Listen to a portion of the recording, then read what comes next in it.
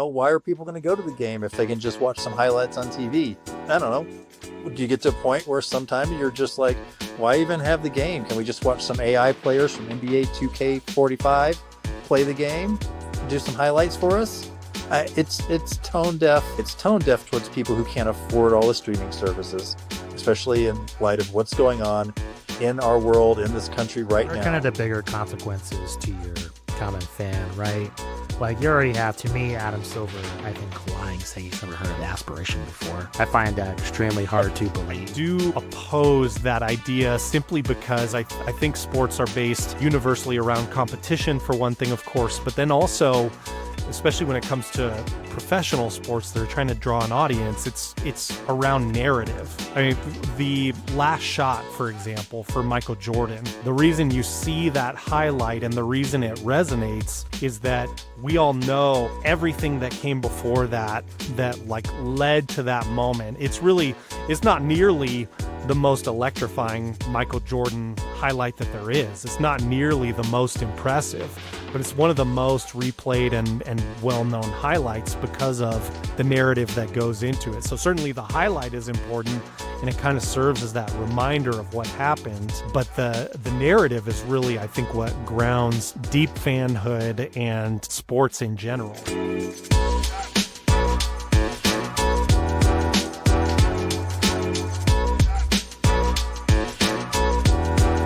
Shout out to the viewers and listeners out there. Our channel continues to grow. If you would, please subscribe to our YouTube channel.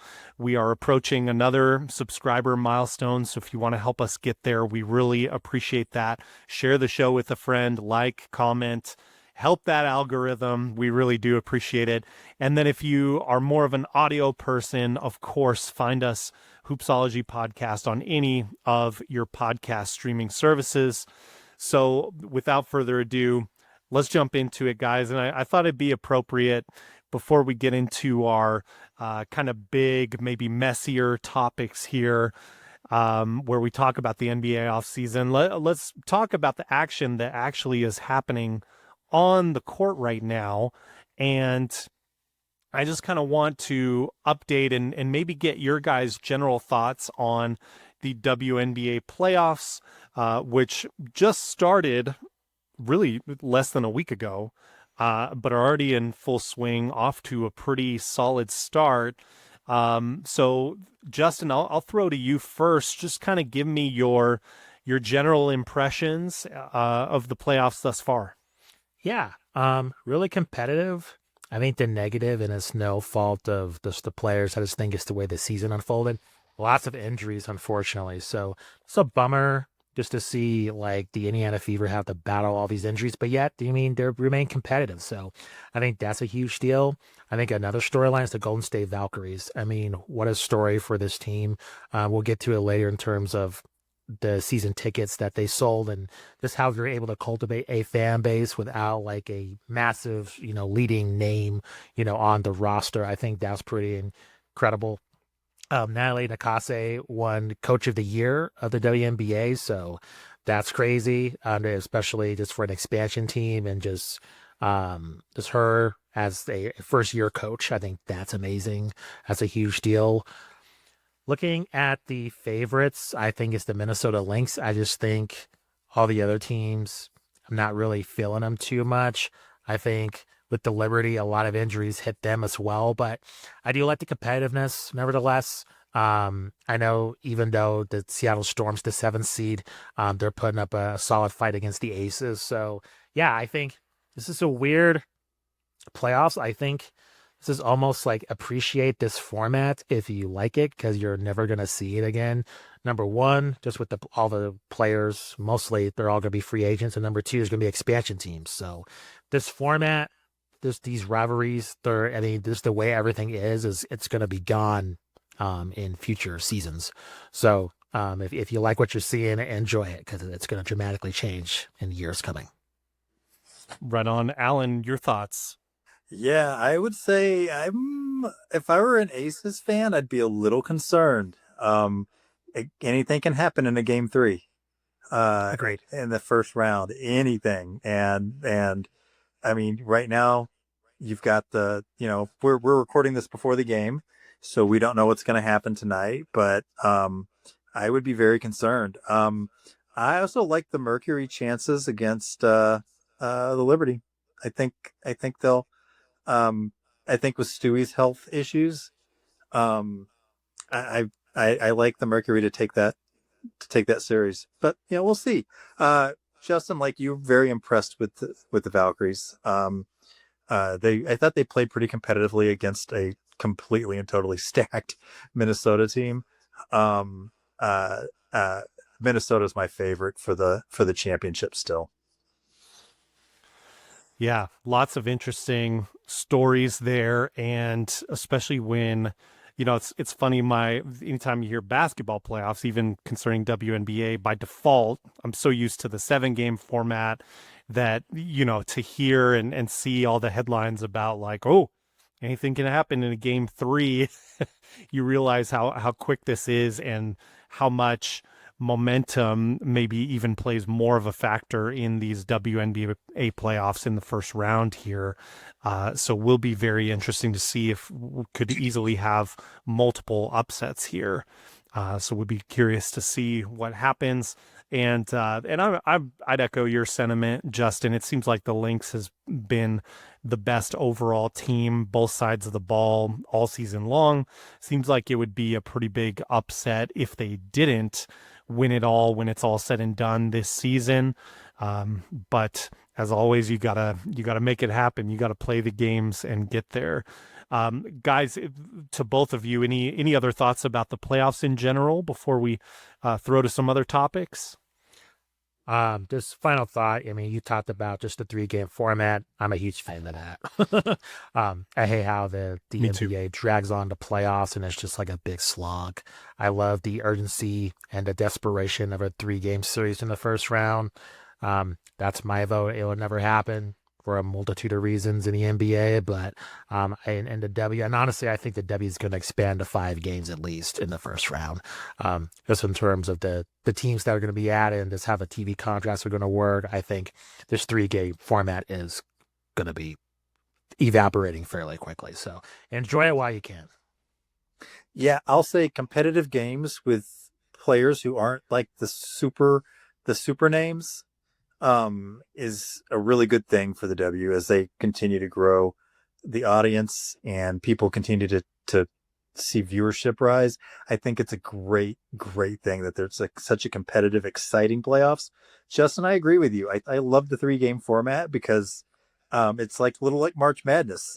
Anything can happen, and that brings a little bit of excitement to it. People want to tune in to see, they want to see anything that can happen. So I'm excited to see the rest of the playoffs and see how they shake out. Definitely. Justin, I want to just touch on one point that you've been bringing up in terms of like enjoying this while it lasts. How soon, because it seems like we have a ways to go with expansion and those kinds of things. I mean, are you anticipating like within the next decade or so we see the playoffs looking different? I mean, aside from maybe expanding to those 5 games, I mean, are we going to see more seeds added that make it into the playoffs?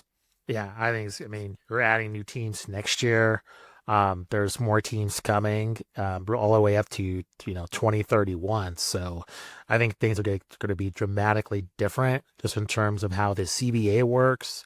I think it's going to be completely different. So I think a lot of the CBA negotiations are focused on salary as it should be, but I just think in terms of how many, really the league's going to be this completely different. So in my mind, the playoff format, I'd be shocked if it's the same in 5 years. I'd be astonished by that. So I think like you were saying, like, more teams in the playoffs, like I know they do open seating now. I mean, who knows if that's going to even be a thing in the future. I think you're going to see a dramatic change. Gotcha. Wanted to touch on just kind of to turn the page on the WNBA season itself. We haven't had a chance to touch on these topics yet. And I think we all are kind of in agreement that some of the drama stuff that goes on, and I think some of it that is manufactured to get clicks and headlines, we're a little bit fatigued on. So I don't want to belabor any points related to that, but I do think we also agree with them being in the same draft class and being rivals in college. Angel Reese and Caitlin Clark are inevitably going to be linked together as long as they are playing. So, one thing I think that is interesting to note about this season is, in some ways, I think it's fair to consider it a sophomore slump for these players, and some of that maybe not be to their fault. Like, for example, Caitlin Clark, injury riddled. Angel Reese as well, had to sit many games due to injury. I'm just wondering if you guys noticed that same trend. It seems like now that we've gotten into the playoffs, the Fever are obviously part of that, and they're fighting through it all in spite of that. But with the Sky, I mean, a pretty, and we touched on this with Kita Love Sports, pretty dire situation in Chicago, and we're hearing things that maybe Angel Reese is already out of Chicago, even within her rookie contract. So I'm just wondering where you guys are with optics on this sophomore season for those two, if not faces of the league, I mean, certainly high-profile players in the league. Allan, I'll throw to you first this time. First, I mean, sophomore slump. I get it. I think they're both going to be fine. I think Caitlin will be entrenched in Indiana. I think Angel's going to be somewhere else. I think everything that could go wrong in Chicago has continued to go wrong. And I mean, I think you can go all the way back to the firing of the coach last year after the end of last season. I think that it was, I think Spoon getting canned like that was after having a pretty good season for a team that was not expected to do well. I think it was ridiculous. And I think I've said that a lot over the past year. I think they're both going to be fine, though. I think they're both going to continue to have strong seasons. Injuries happen. Even the great Michael Jordan missed almost all of his, I don't know, was his second or third season with a broken foot, where he played like 16 or 17 games. It happens. Players bounce back. Both of them are hardworking, hard training players who take this very seriously. They're going to be fine. Justin, your thoughts? Yeah, I'll go Angel Reese first. I don't think she had a sophomore slump. I mean, her stats are up from her rookie year. I think for me, it's very interesting with Angel Reese because she reminds me she's a disruptor within the sports space, like a Draymond, like a Dennis Rodman in terms of speaking their mind, right? They're not going to be just going to sit there and just not say what they're going to say. I think when it comes to the WNBA, the abuse that they take is very, I would say, unique to women compared to men, right? Especially black men within the NBA. And I think within Angel Reese, I think it's fair to criticize her over her comments about her teammates. I think that was a bad thing for her to do in terms of, I get it in terms of voicing your displeasure. But at the same time, I think, I don't know, the attention that she got for that, I think was, I don't know, it was a lot more hateful compared to, I don't know, like a Carmelo Anthony or anybody else who just wants out because they hate it in their city. I just think it's people, their criticism of women in the WNBA is a lot more, I don't know, spiteful and hateful. And I'm not really a fan of that. I mean, there's plenty of reasons to criticize Angel Reese. I think when you just take it to a misogynistic level, that's, I don't know, that really turns me off. So not a fan of that. I think in terms of her talent, I think she was able to overcome her injury issues, like you mentioned, Matt, and have a productive season. And like Allan said, I echo his sentiments, and I back him 100%. Firing Teresa Weatherspoon was a colossal mistake, and it shows the incompetency of the Chicago Sky. I mean, look at the comments we got from interviewing Quita. I mean, a lot of fans there are fed up, and I'd be very angry if I'm a fan of the Chicago Sky and seeing the other teams flourish. And honestly, especially the Sky last year, I think they had a pretty decent team. And you see how the Valkyries were able to make it to the playoffs. And I get why Angel Reese is frustrated. I just don't like the way she went about it. With Caitlin Clark, it's a bummer that she got hurt. She'll be fine. She'll come back. I have no concerns over that. I think the only thing that really concerned me and why I do think it's a little bit of a sophomore slump is the turnovers. I don't care about her shooting. Whatever. She's hurt. She'll be back. She's a phenomenal shooter. But the turnovers were a bit of a concern for me. I just think her decision making was a little bit off. She was trying to force the issue. And we'll see if that's a trend or if that's just, due to her dealing with all the injury woes she had this season. But otherwise, I think the league, I know other people are being like, they're out, especially Caitlin Clark, she got her. Why am I watching the league? The ratings and the season ticket deposits say otherwise. If the league is struggling because of Caitlin Clark, I think the numbers prove that to be incorrect. Yeah, it seems like although Caitlin Clark still draws the most eyes, it does seem like there's more and more balance of the audience for the games. Like things are starting to maybe not be quite even yet when looking at Fever games versus others when Caitlin Clark is there, but it does seem like metaphorically, all boats are starting to rise when it comes to the WNBA. I want to go back to Angel Reese just because I find it so interesting, and Allan, just get your thoughts. When she was suspended for the half game for the Chicago Sky, a lot of people bemoaning that decision. Of course, you could say that maybe that's an extension of the incompetence in that front office, maybe not. But do you think that that was kind of the point of no return for Angel Reese if she in fact does go to another team during this offseason?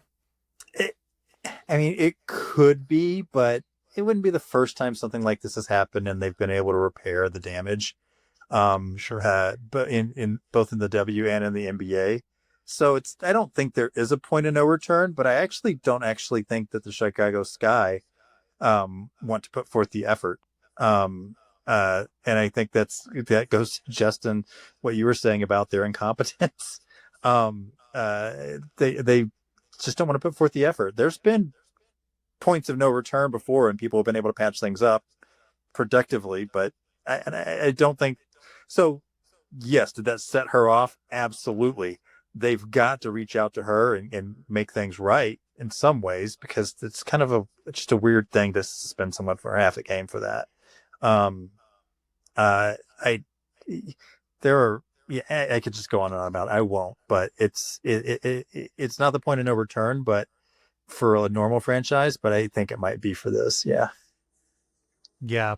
And Justin, I would echo your sentiments with the turnovers with Caitlin Clark. I mean, especially that team has gotten deeper in her sophomore season. So for the turnovers to still be that much of a concern, I think it speaks to she's a high risk, high reward player, which is part of what makes her so electrifying and captivating to watch.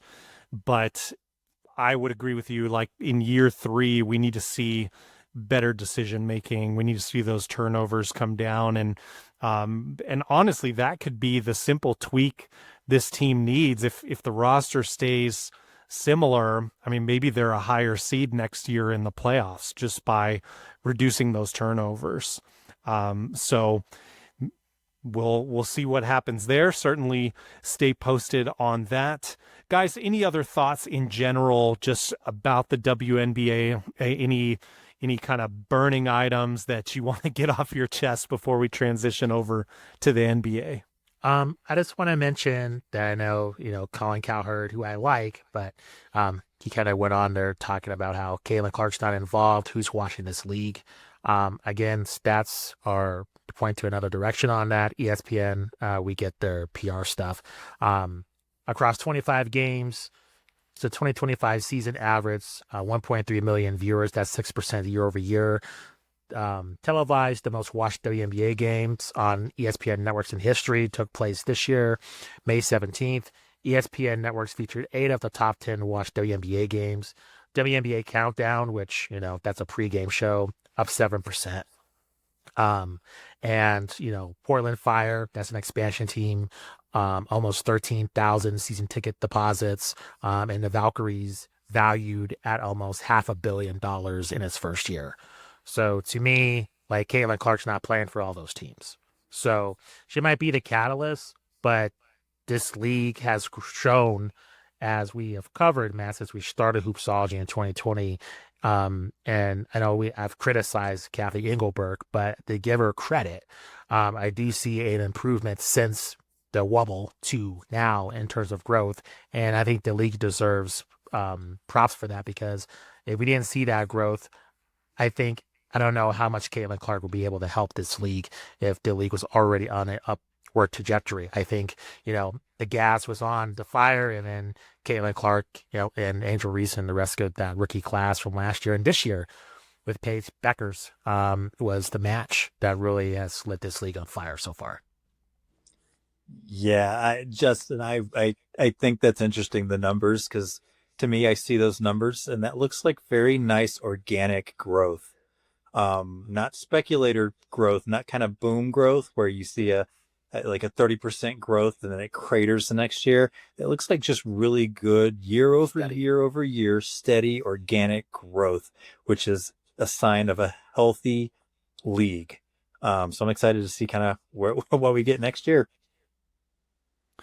Yeah, and especially considering on top of that, Caitlin Clark being out, essentially half the season. I think I'd be on the same page with you guys there. I think there are things that the league can continue to improve on. Officiating, one thing that has been a point of topic in episodes with guests on our show. So you guys can certainly go check out our archive for deeper thoughts about that and more in-depth analysis.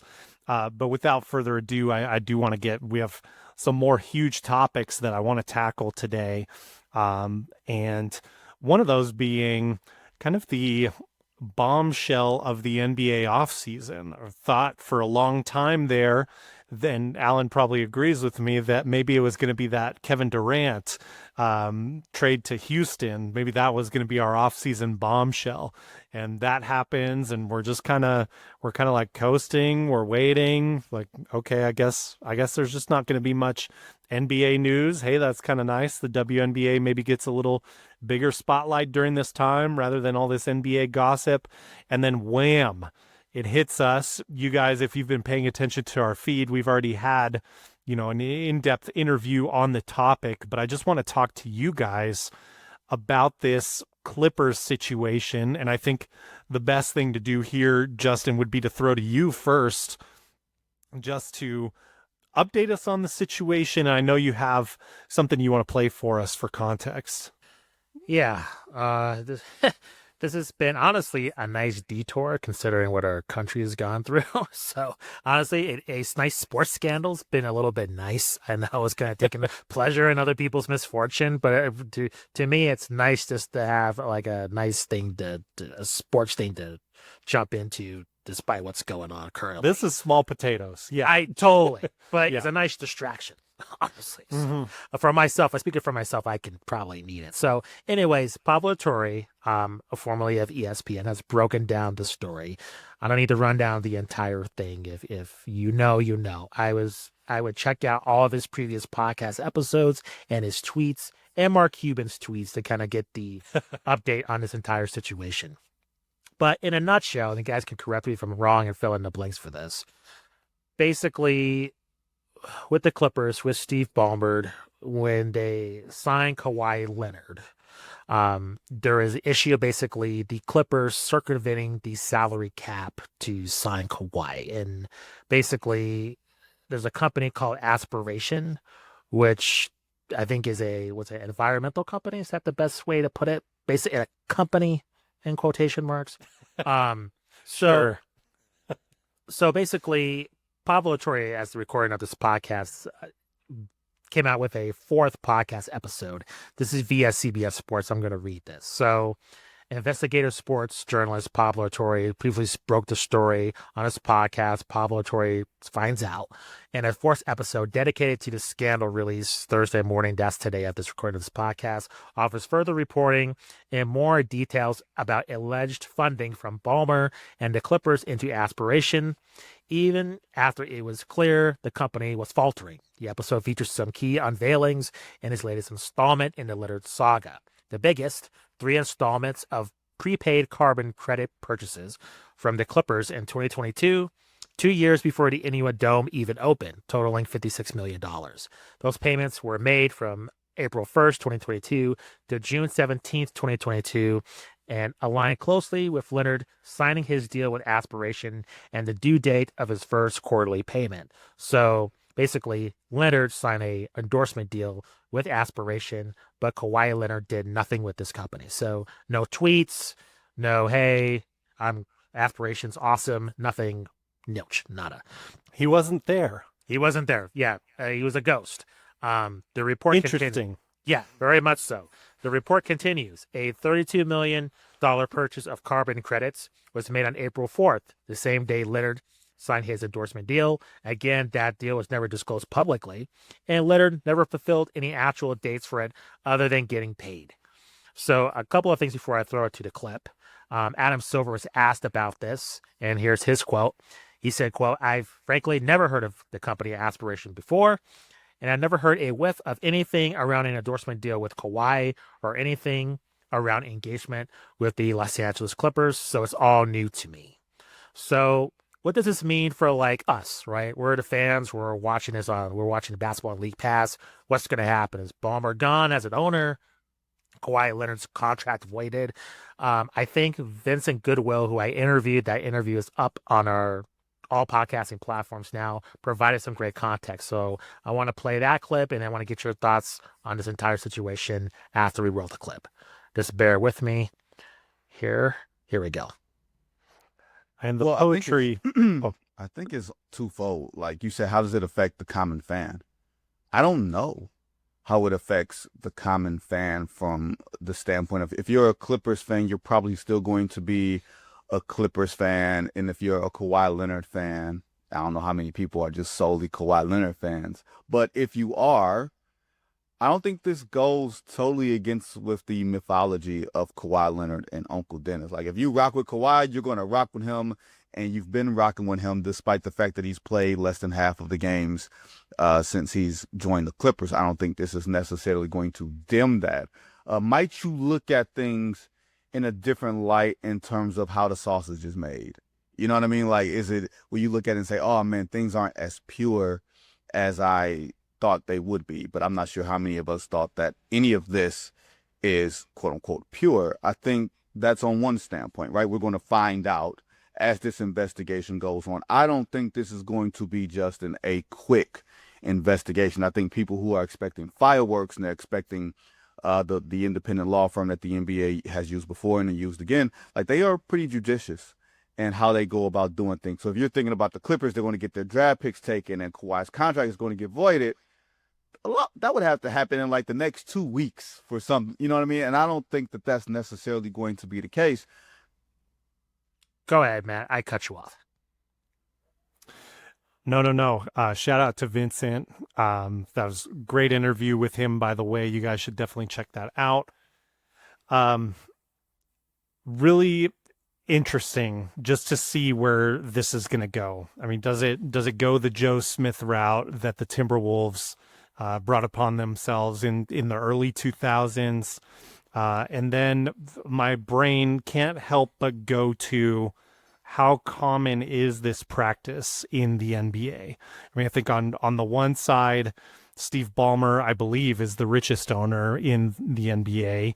I think maybe Matt Ishbia is the second place, but I could be mistaken there. Either way, being the wealthiest owner in the NBA, he holds a lot of cards, I would think, in that owner's circle, that that group of NBA owners that are essentially the boss of the commissioner. So that is also, I think, another factor that I find interesting in keeping the pulse on this story is, will the Clippers be penalized in a similar fashion if similar or worse infractions are found compared to what we have precedent on, which is that Joe Smith case in the early 2000s. So those are all things that I wonder. Allan, I'd be curious your thoughts about this whole situation as well. Yeah, you know what I find interesting here is, I mean, Mark Cuban was going back and forth with Pablo Torre talking about like, well, this is before the latest podcast. And, well, if you were going to try to circumvent it, would be through carbon credits anyway. And it's not like they did that. And then Pablo's like, well, actually, here's the carbon credit receipts. And it when I look at and I compare this to like the Joe Smith situation, the Joe Smith situation was a backdoor kind of deal, that we're going to pay you, like another contract, but not publicized. We're going to pay you a lot of money in a couple of years for your next contract if you sign cheap here, right?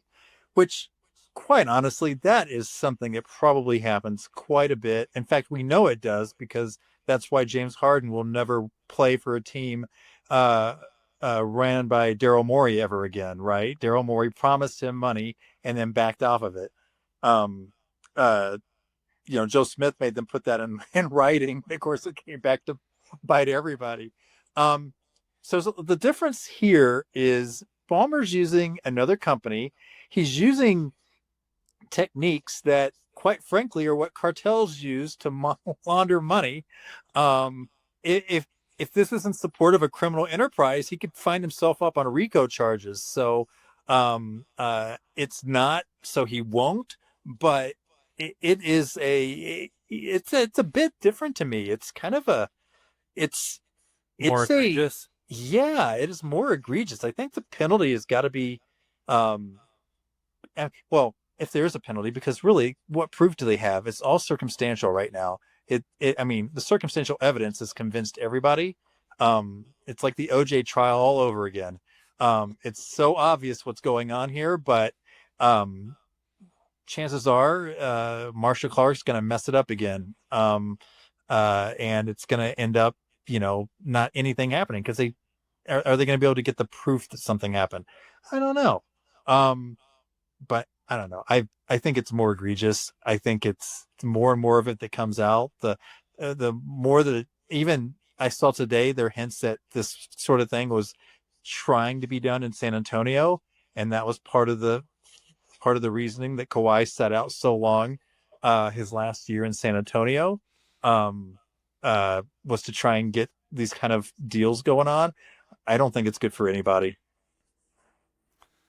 Yeah, and the other side that has to be considered too is, I mean, is this just the case that got caught? Is this a common practice in NBA free agency? Because we know when that superstar player, like a guy like Kawhi Leonard, when he has been a free agent, arguably top 5 guy in the league, or certainly when he was coming out of Toronto. I mean, that was that point in time where he was arguably the best player in the league, some people consider, after that finals run. But there's always, a list of suitors for anyone. Like, let's say Giannis were a free agent this offseason. He's going to garner interest from almost anybody in the league. And there you have like this somewhat level playing field of everyone can offer the max. So it would, I guess what I'm saying is, it would not shock me if there are other backdoor deals being done, given this level of competition. And perhaps it's not on the level of what Kawhi Leonard was seeking for. It seems like he's been very much about the money specifically, and not just other benefits like past things we've heard of players, like I believe James Harden was granted access to private jets and things like that. And I don't think that's uncommon for your max players to get things like that. But I guess my question to you guys, would you be on the same wavelength with me that there may be other things going on like this that we're just not privy to? Justin, I'll kind of ask you that first, just in a general sense. Doesn't even have to be as egregious as what we assume this Kawhi Leonard case is. Of course. And I'm wondering, it's like, who's going to care? That's what I'm kind of wondering. What are kind of the bigger consequences to your common fan, right? Like, you already have, to me, Adam Silver, I think, lying, saying he's never heard of aspiration before. I find that extremely hard to believe. And why would you even admit that, first of all? I don't know. I do think there are other nefarious things going on, but does that matter for your common fan at the sports bar who's gambling on a game? I don't think so. Like, the player's still on the team. He signed a contract. What does it matter that he has another company? You're like, I don't know. The common fan is just wants to watch the game. And I just think we've seen, I don't know, even through the steroid era and everything, I think there's a split in terms of how many people were truly outraged by players using steroids. And this is, I don't know, not comparable to that. So I do think other nefarious things are going on.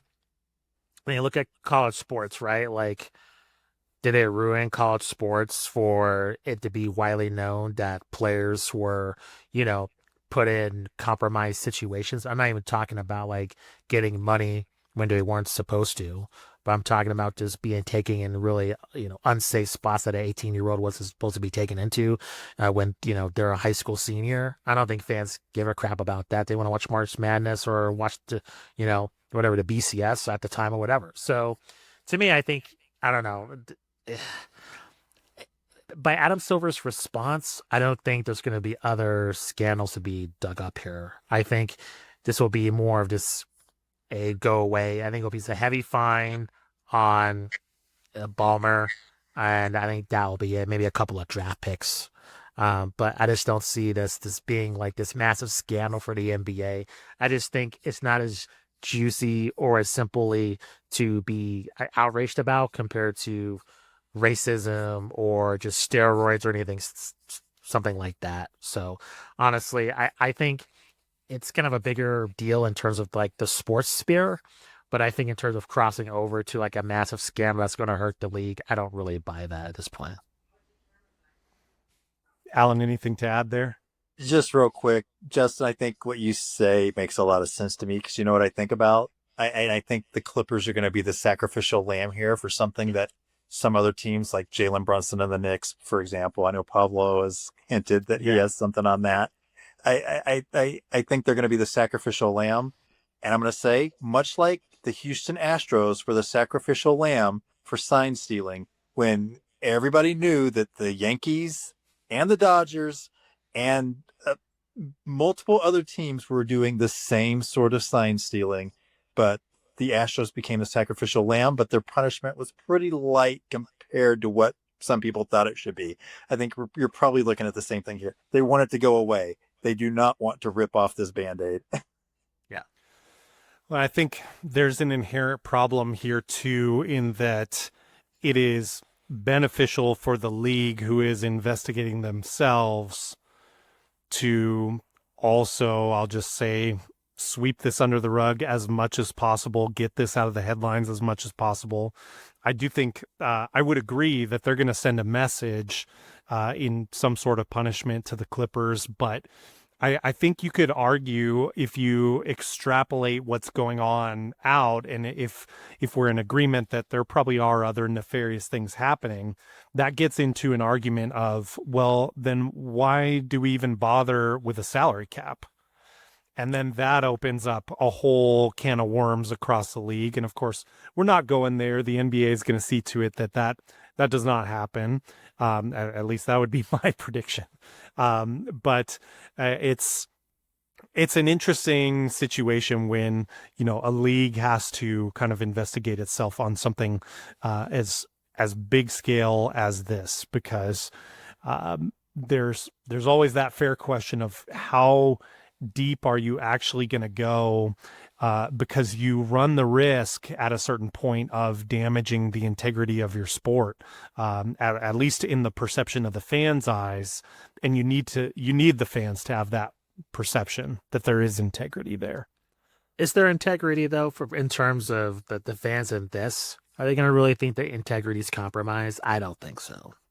In my mind, I think uniquely with this, it's a pretty clear no, because I looked it up, and over the last 5 years, Kawhi Leonard has only played in 54% of available games to him. So that's kind of the irony in all of this is there's lots of mention about how he did not show up to aspiration for these payments and did not do work for it. And it seems like sources are saying, Clippers sources in the last 2 days are kind of signaling how excited they are to be able to avoid Kawhi Leonard from his current contract and kind of have his tenure with the Clippers be over. So it's all kind of strange. Yeah.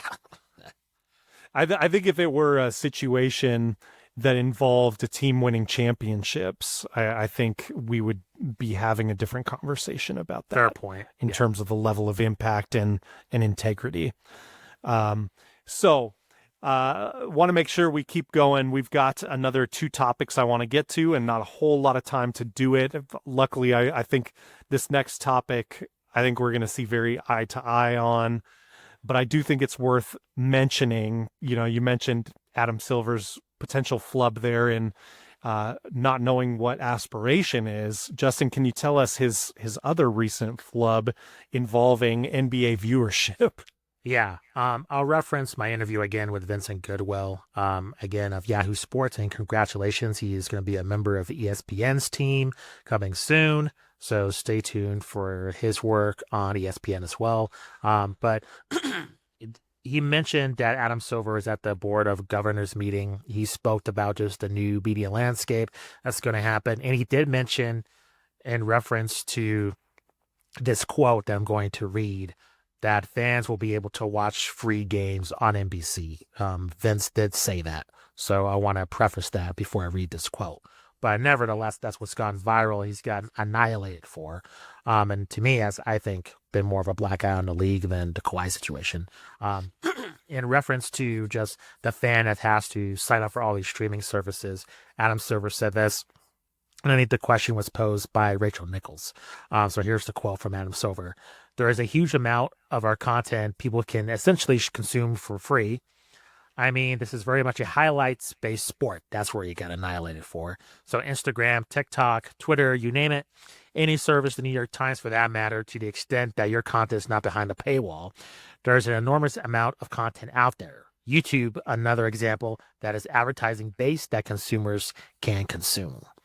So he basically got torched all over social media. He still is being killed for this. I just think, in one way, I do think he's right. But I think all sports are highlights-based sports. Even if you watch pay-per-view-based sports, they release the highlights for free on social media. So everything's a highlights-based sport. But I think to downplay, I think what people's issue is just to downplay just the game and the point of the survival of the league and the value that these leagues have to these streaming services, right? Like, these streaming services are not paying billions of dollars for highlights. They're paying billions of dollars for people to buy their streaming service, to buy the subscription month over month to watch these games. So for Adam Silver, I think to say this poorly, I think in some ways he's right. I just think the way he said it was rather poor. But I do think he has a point. I mean, all sports, we're in a highlight-based culture. I was talking to one of my friends, and he's into baseball, and he watches all the games on YouTube in 10 minutes. The Atlanta Braves. He just watches a 10-minute recap. So, but he, that's a thing. It's like he's still a consumer of the league, and if he has money, he might go to Atlanta to watch an Atlanta Braves game. I mean, he just consumes content from the league in a different way. So I think the way he said it was poor, but I think in actuality, I don't think he should be totally killed for this, in my opinion. Allan, what are your thoughts on the commish? Yeah, Justin, I like your point. I get it about the highlights. It's interesting about the baseball because for me, watching baseball, some of my favorite parts are the anticipation as the Yeah. pitcher's sitting there. Like what is he Get going to there. do? And watching basketball, it's the flow of the game, the ebb and flow, like hockey, right? It's the ebb and the flow. It's there's you miss that with highlights. You miss the little things that make winning teams. I still will subscribe to the idea that ESPN, the advent of ESPN, and kind of the the the really quick highlights of all the games, led to some changes in how the game was played, and had a lot of people just focused on how can I be a highlight player. Um, for the commissioner, I think it was just a dumb comment. It's honestly stabbing the owners in the back a little bit because one of the chief sources of revenue for the owners isn't so there's revenue sharing for the NBA itself, right? Um, Between small market and big market doesn't matter, but one of the chief sources of income for every NBA team are their local TV deals. Those they get to negotiate themselves. So when he's saying like people aren't even watching, what what is he what is that going to do for those local TV deals? Why are they going to pay money for the owners? Um, why are people going to go to the game if they can just watch some highlights on TV? And I don't know. Do you get to a point where sometime you're just like, why even have the game? Can we just watch some AI players from NBA 2K45 play the game, do some highlights for us? Where do you go with that? It's tone deaf. It's tone deaf towards people who can't afford all the streaming services, especially in light of what's going on in our world, in this country right now. It's just completely a tone deaf and stupid accusation, stupid comment. And honestly, I'm kind of sick of him. I'm ready to have Sharif Abdur-Rahim be the new commissioner. Bring him Oh on. wow. Oof. I think he said, just to add to what you're saying there, Allan, he said the one thing that you can say that angers the owners, the fans, and the broadcasting partners, like all in one quote. Not a very smart diplomatic thing for the commissioner to say. And I think it's a case of he was trying to be honest, and he maybe just overshared, or maybe said the quiet thing out loud in some ways. Because Justin, you're right. The way the modern fan consumes sports right now is not necessarily maybe the way that you or I or generations after or even just before us consume sports, but not the right thing to say. And I think highlights to reduce sports to like this sport is a highlight sport, I do oppose that idea simply because I think sports are based universally around competition, for one thing, of course, but then also, especially when it comes to professional sports, they're trying to draw an audience. It's around narrative. I mean, the last shot, for example, for Michael Jordan, the reason you see that highlight and the reason it resonates is that we all know everything that came before that like led to that moment. It's not nearly the most electrifying Michael Jordan highlight that there is. It's not nearly the most impressive, but it's one of the most replayed and well-known highlights because of the narrative that goes into it. So certainly the highlight is important, and it kind of serves as that reminder of what happened. But the narrative is really, I think, what grounds deep fanhood and sports in general. But you're correct in that there is certainly a highlight nature, especially for, the youngsters out there. I don't mind sounding old, who are consuming their sports through TikTok. I mean, there's no way that's a highlight platform. So that's the way you're going to get your sports if you're consuming via that medium. I think he missed the second part of the equation, and that is the fear of missing out, like you both are highlighting, right? Like, you want to be a part of it. Like, sports is a party that when you watch the highlight, you miss the party. is catching the highlights of it. It's not the same when you were there.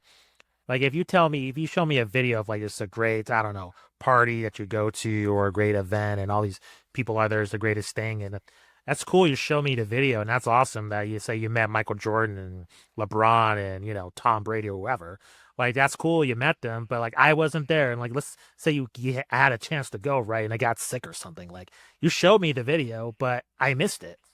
So that's the same thing with the highlight, right? Like you saw it, but you missed, like you're saying, Allan and Matt, like you missed the moments leading up to it. That's sports. And I think compared to a movie, like when you see Avengers Endgame, like you guys can see it and then I can see it without spoiling it. And then we can talk about it. Like we don't have that fear of missing out. We saw the same thing, the movie did not change by me seeing it a couple of days later. But sports is different. Like the game's over. Like you saw, but so I think he missed the second part of the equation of like, hey, this is a highlights-based sports for people that missed it, but you are going to be captivated by what you see in the highlight by watching our games on TV. This is an advertisement of our highlights that gets you to watch the games on NBC, to go see a game, in person, to go to Summer League, to take part in the NBA in real time, and I think that's where you screwed up. Get it together, Adam Silver. All right.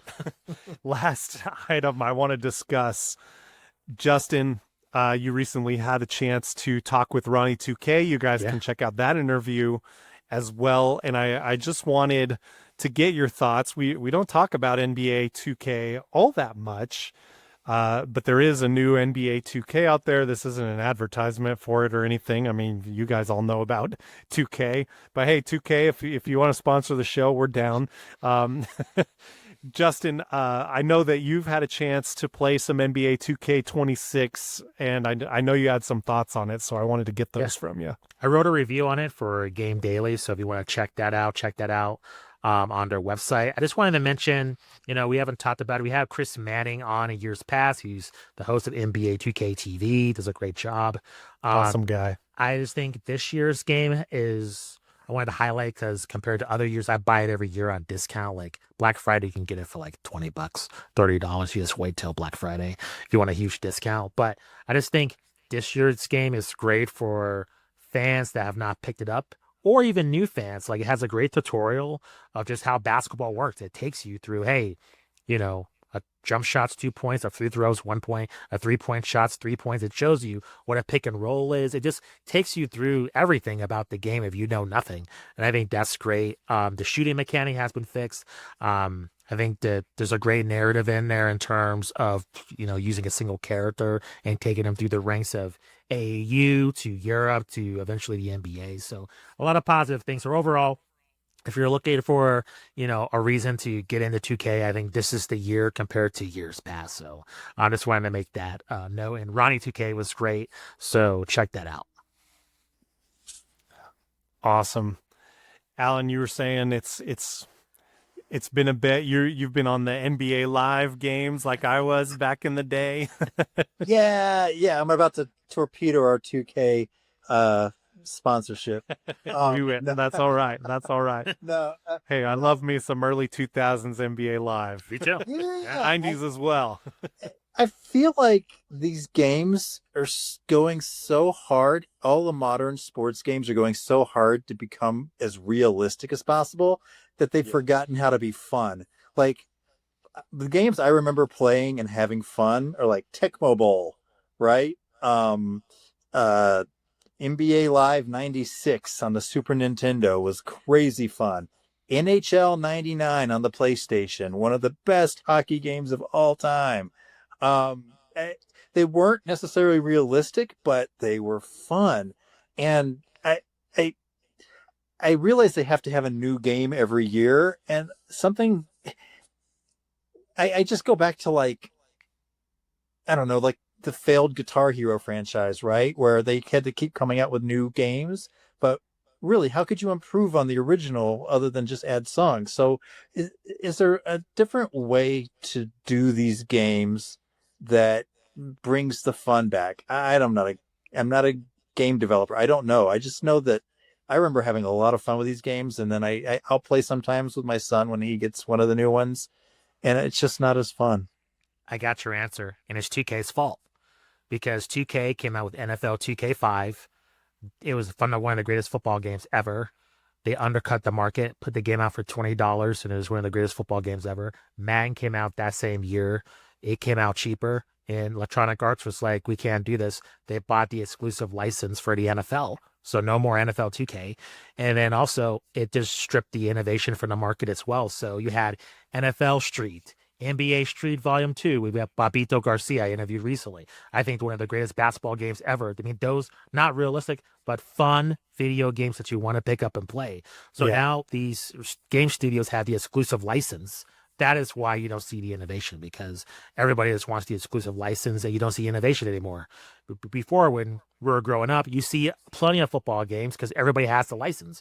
But now only one studio has the license, and it just undercuts the market. So that's why you see, hyper simulated games, and then games that are just focused, because there's other games out there, and unfortunately they don't have the backing of the league, and they can't because the license is taken already. So they're just not as fun.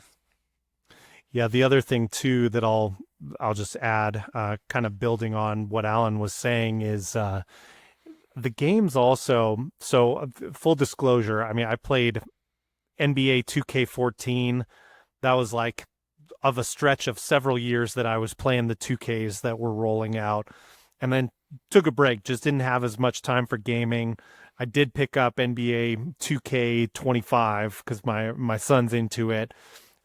Threw on my favorite mode, the My Player. And what has changed a lot, and I'm not bad-mouthing 2K26, I haven't experienced it yet, but the experience is so engrossing. Allan, you mentioned like they are trying to make it more and more realistic, and in some ways that takes away the fun factor. Like, for example, every week, if you're in your My Career mode, which is the mode I like kind of that RPG, build up your player, well, once a week you got to go to the gym and do your workout like in NBA. And I would like to just go through the schedule and like play my games and build up my skills that way. But I could opt to not go to that, but then you feel like you're missing out on all these boosts that you could get. So you have this sort of incentive that you got to do that. And so to do the one thing I want to do, you got to do all these other side things. So I eventually got a little bit fed up of it. But that is really not entirely 2K. That's also a mirror and a commentary on modern gaming as well in general. The grind. Yeah. I mean, I'll say this. It was, a long time ago, I tried to join my sister's Dungeons and Dragons campaign, and she had us like feeding the horses and counting the hay. And I'm like, I didn't come here for this. I want to go to the dungeon, man. I don't care about the horses. I don't care how much food I have. Just send me to the dungeon. Give me a sword. Let me go to work. Yeah, agreed. If I want to grind, I'll go play like old school RuneScape or something like that. I don't know. But no, I mean, gameplay wise, when you're in the game and all that stuff, that's all very fun, very, very well done. Even with the complaints that I heard about 2K25, it's still a pretty solid experience when you're in the basketball game itself. A lot of fun to be had with like the NBA legends that you can pick to play with in other modes of the game.